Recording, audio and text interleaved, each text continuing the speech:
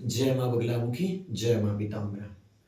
प्रिय भक्तजनों, माँ बगलामुखी मंदिर सावंगी, जिला बैतूल, मध्य प्रदेश में जो भी भक्त श्रद्धालु आकर माँ भगवती के चरणों में प्रणाम करते हैं, माँ भगवती का सानिध्य प्राप्त करते हैं, दीक्षा लेते हैं और गुरु सानिध्य में निरंतर भक्ति करते रहते हैं, उन्हीं में आज एक भक्त माँ की मनीषा मंडल आप सभी के बीच उपस्थित है और माँ भगवती का आशीर्वाद प्राप्त करने और साथ ही साधना के दौरान जो कुछ कमियां रह चुकी हो या फिर हो सकता है कि कई दिनों से माँ भगवती की विद्या को प्राप्त करने की तैयारी चल रही है, उसमें भी बहुत सारी कमियां होती है जो जब हम गुरु के सानिध्य में पहुंचते, गुरु के सामने पहुंचते तो गुरु चेक करके बताते हैं। वरना अगर हम एक बार मंत्र दीक्षा ले लें या फोन से या फिर सामने भी आकर दीक्षा प्राप्त करके मंत्र अगर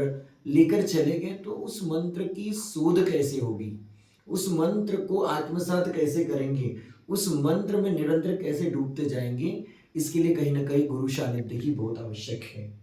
मैंने बगलामुखी तंत्र स्कूल के नाम से एक चैनल बनाया है जिसमें माँ बगलामुखी तंत्र से संबंधित, माँ बगलामुखी माँ की साधना से संबंधित ही मैं सारी जानकारियाँ प्रस्तुत कर रहा हूँ। और जो भी भक्त श्रद्धालु माँ भगवती के चैनल को देख रहे हैं या फिर गुरु परंपरा से साधना करना चाहते हैं, उनके लिए यह चैनल और यह जो बातें हैं बहुत ही ज्ञानवर्धक होगी। आज मनीषा भी माँ के चरणों में है। मनीषा, आप सभी के बीच में माला को किस प्रकार से पकड़ते हैं, कुछ आप सभी के बीच बताएंगी।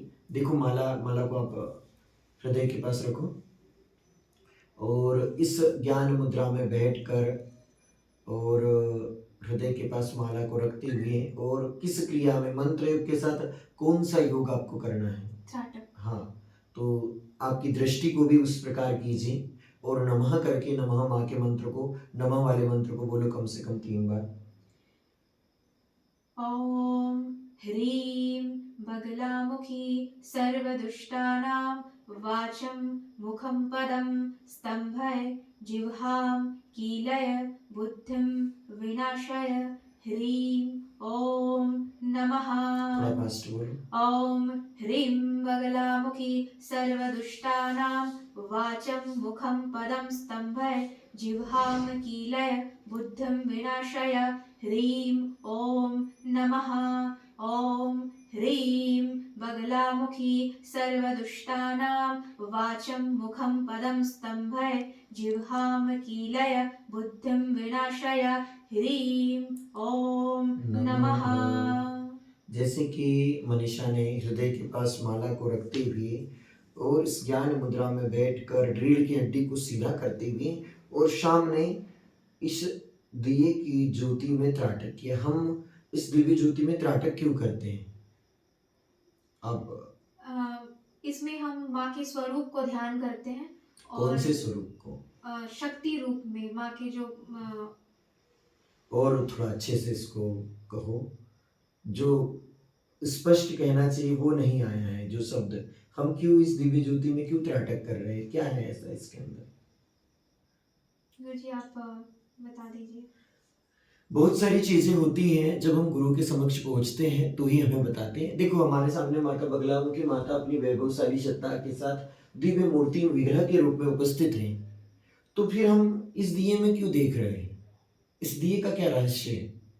या फिर बहुत सारे लोग ये कहते हैं जो पूर्ण रूप से कभी गुरु भी नहीं बने हैं, चाहे पशुभाव से ऊपर उठे ही नहीं, जिन्होंने पशुभाव की ही जो साधना के स्तर है, वेदाचार, सेवाचार, वैष्णवाचार, मध्यमाचार का ही पालन ठीक ढंग से नहीं किया, तो फिर वो वाम मार्ग, दक्षिण मार्ग और मध्यम मार्ग की तो बहुत दूर की बात है।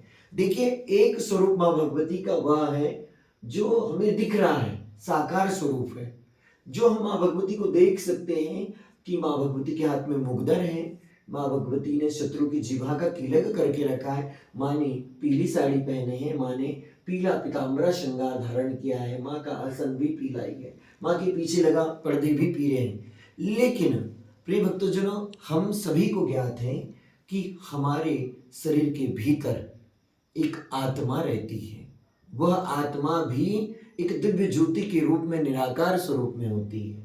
हमने शिव महापुराण और अनेक पुराणों का अध्ययन किया, उसमें हम देखते हैं कि एक दिव्य ज्योति जल रही है।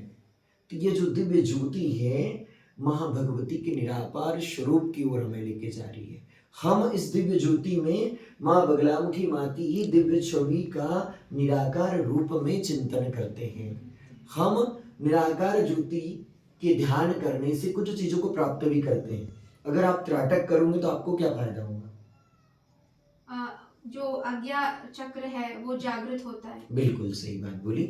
देखो कुछ चीजें बहुत अच्छी भी बताई है और बहुत सारी चीजें मनीषा बहुत सारी सीखी है और बहुत सारे जो शिष्य है इस मंदिर से, इस दिव्य स्थान से, माँ बगलामुखी माँ की इस गुरुकुल पीठ से जो भी जुड़े हैं, जो बाकी जगहों से जुड़े उन शिष्यों से बहुत आगे ही हैं।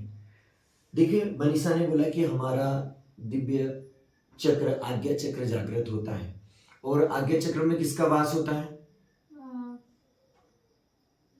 ये तो नहीं पता मुझे। आज्ञा चक्र में सदगुरु का वास होता है, गुरु का वास होता है।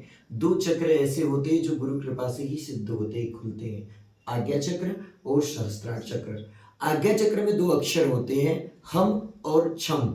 तो यह आज्ञा चक्र सदगुरु कृपा से ही खुलता है। गुरु कृपा से ही हमें दिव्य दृष्टि प्राप्त होती, गुरु कृपा से ही हमें शक्तिपात दीक्षा प्राप्त होती। जब गुरु ये देखते हैं कि मैंने जो इस शिष्य को सिखाया है वो शिष्य कर रहा है, वह शिष्य उस परंपरा से चल रहा है, तो गुरु अपनी कृपा से, अपनी दिव्य साधना के स्तर से शिष्य के अंदर शक्तिपात स्वतः ही कर देता है।